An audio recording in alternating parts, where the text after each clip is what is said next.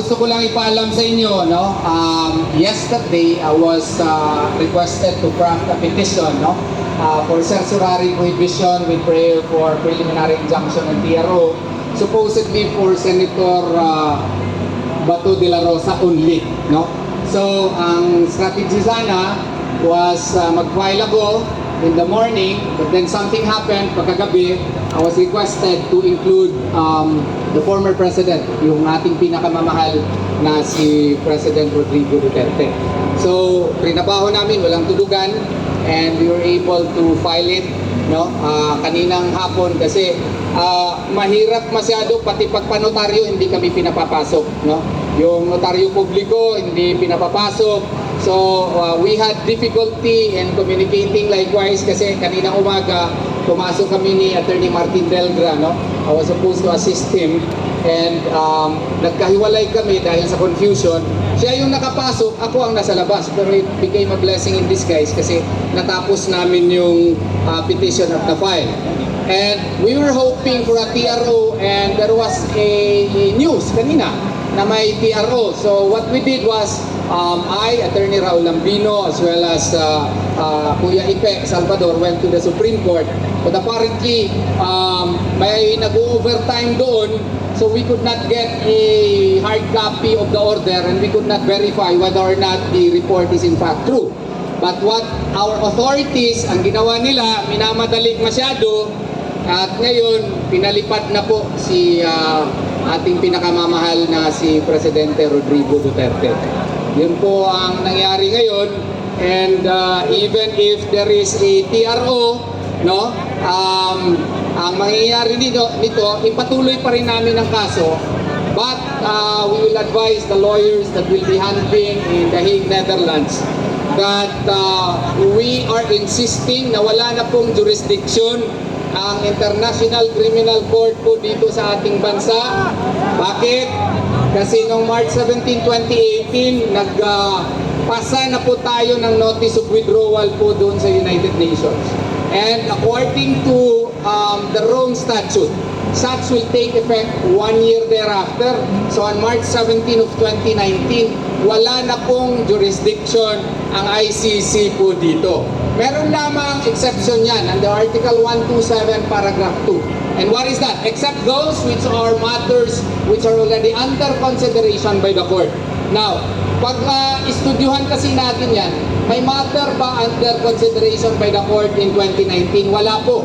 Kasi ang ginawa lamang, ang Office of the Prosecutor was conducting a preliminary examination insofar as the war on crime is concerned here in our country. Anong ibig sabihin nito?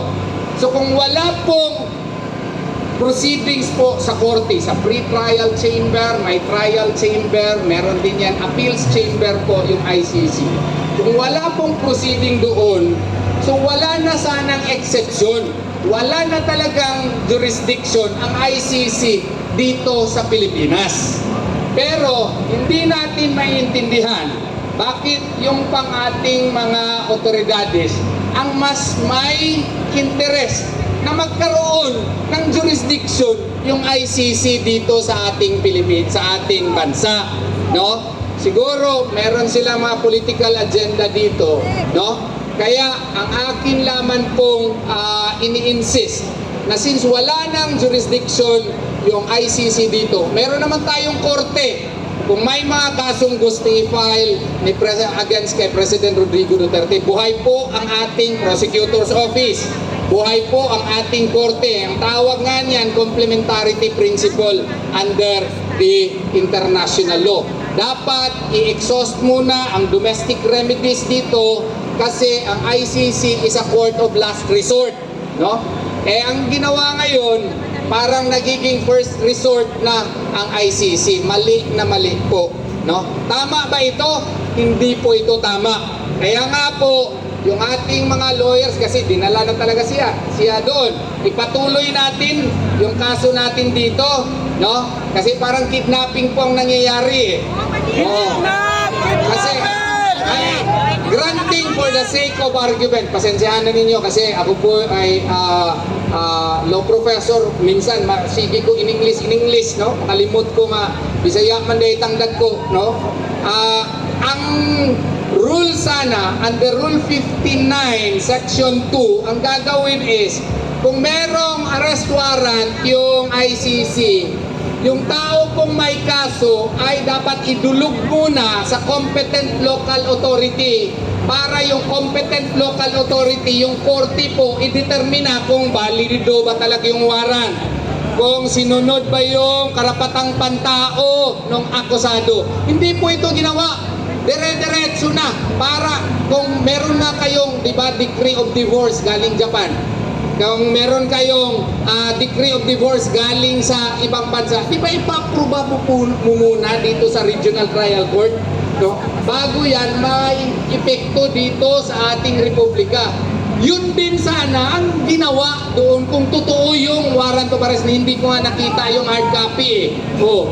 So dapat isinubject muna yung tao to the jurisdiction of a competent local authority para makita kung tama ba na kaso yun, siya ba talaga yung covered ng warrant na yun at sinunod ba niya yung mga karapatang pantao po ng ating pinakamamahal na Presidente Rodrigo Duterte. Hindi ginawa yun. Pero, i-raise ito doon din sa Hague, Netherlands. So may posibilidad po na kung hindi ito sinunod, baka yung Hague, Netherlands naman ang mag-repatriate, mag-order mismo na ibalik dito si Presidente Rodrigo Duterte kasi hindi po sinunod yung kanilang batas. So, ang request namin sa inyo, idua natin si Presidente Rodrigo Duterte. We will pray hard for him so that his lawyers in Hague, Netherlands would be able to defend for his rights and they would be able to assert his rights in the court in Netherlands at saka ipag-pray din natin, idua din natin ang ating bansa. Kasi parang ibang-iba na ang ating bansa ngayon, no? Ibang-iba na talaga. Kaya ito lang ang ating bansa. Kailangan nating mahalin at kailangan natin na siguro ngayong eleksyon, wag na tayo magpabudol-budol pa. Ha? Suportahan natin, vote straight tayo. Anong sabi ni Tatay Digong? Yung mga senador niya dapat botohan natin lahat. Ha? Kasi baka ang gagawin po ay sunod na naman nilang itira ay ating pinakamamahal na si Vice President Sara Duterte. Baka i-trial, ipa-impeach. Mabuti talaga na kung yung ating mga kandidato, iluklok natin silang lahat doon kasi sila po ang magdidepensa kay Vice President Sara Duterte. Iboto din natin yung mga party list na sinabi ni Tatay Digong na bubutohan natin. Pero isa lang ha, baka bubutohan ninyo silang lahat, ma-void yung boto nyo. Pili-pili kayo. Alam naman ninyo kung sino yung inendorso ni Tatay Digong. No? So, kailangan makapasok din sila doon sa Kongreso kay para yung TUADCOM, no? Sila na naman ang mag-iimbestiga kung anong nangyayari sa mga bilyones na nawawala sa ating bansa. Di ba tama yun? So magkaisa tayong lahat. Let us show to these people that the voice of the people is the voice of Allah subhanahu wa ta'ala. Maraming salamat po sa inyong lahat.